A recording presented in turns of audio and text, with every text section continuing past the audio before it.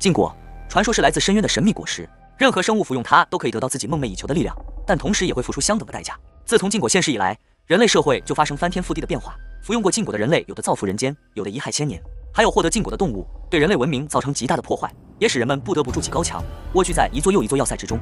因为绝大多数生物都无法抵抗禁果的诱惑，一旦发现禁果就会当场吞食，所以对于绝大多数人来说，禁果基本上就跟神话传说一样遥不可及。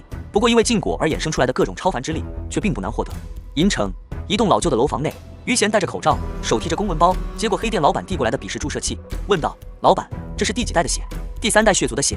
不过我必须提醒你，虽然直接注射吸血鬼的血也能够转化为吸血鬼，但却是黑户，也就是所谓的野生吸血鬼。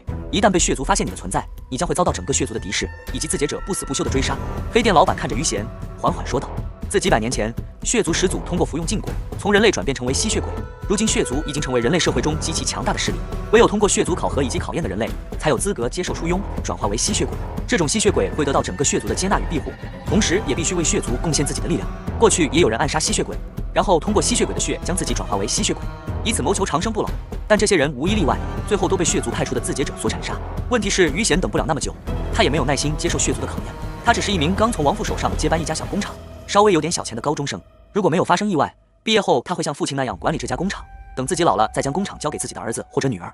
可惜意外来了，他1年前也确诊患上渐冻症，这是遗传，他的父亲就是患上渐冻症去世的。这种恐怖的绝症，唯有超凡世界才有办法治疗，但绝大多数治疗方法都需要极其昂贵的价格。比如请治愈类的超能力者，一次性治好他的病，价格是1亿，他就算卖掉工厂，最多也只能凑到2000万左右的资金，根本不够钱请对方出手。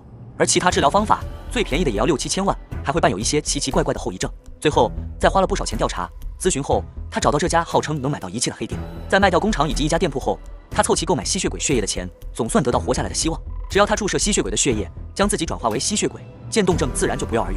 缺点则是他以后都必须吸血为生，同时还畏惧银气与阳光。这是尾款。于贤取出银戒指，通过银戒指靠近笔试注射器来确认真假。在确认笔试注射器里的血液确实是吸血鬼的血液后，他将公文包放在桌上，立即转身离开。回到住处，于贤赶紧将窗帘全都拉上，然后回到卧室坐下，脱下口罩。于贤小心翼翼地取出笔试注射器，看着注射器里的血液，他不禁露出狂喜之色。他终于不用死了。要知道，他确诊渐冻症的那一刻，真感觉天都要塌下来了。他浑浑噩噩地过了1个月，才重新鼓起勇气，接受自己命不久矣的事实，并且想尽一切办法自救。事实上，他现在手经常会感到无力，偶尔还会感觉腿失去知觉。他很清楚自己离死亡越来越近，还好还来得及。于贤脱下衣服，在平复内心的激动后，他将笔试注射器里的血液缓缓注射到自己体内。很快，他就感觉到一股寒意从骨髓散发而出，接着意识变得昏沉，睡意难以抵抗。他顺从地躺下，缓缓闭上眼睛。最后一刻，他可以感觉到自己的心跳越来越慢，越来越慢。1天1夜转眼过去，黑暗中，于贤翻了个身。他突然意识到什么，猛地睁开眼，下一刻就从床上坐起身来。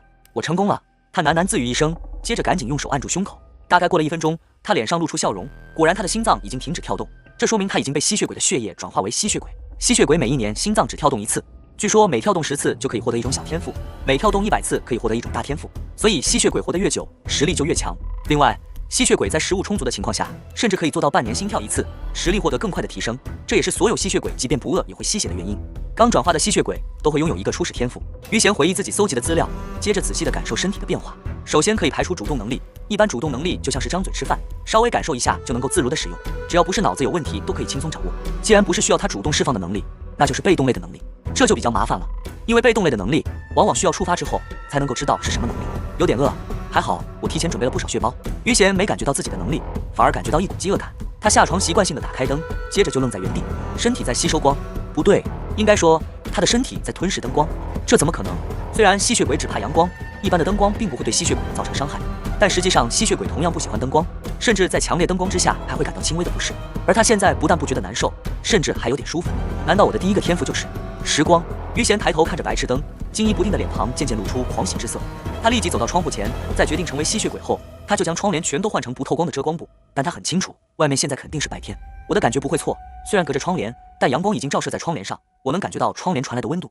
但我好像一点都不觉得难受，甚至感到渴望。于贤一只手抓住窗帘，深吸一口气后，猛地拉开窗帘，光明瞬间驱散黑暗。早晨的太阳照射进来，于贤整个人沐浴在阳光之中，他可以清晰地感受到饥饿迅速的消失。他确实在进食，他的食物是阳光，他是吸血鬼中的异类，他以光为食物，他是时光者。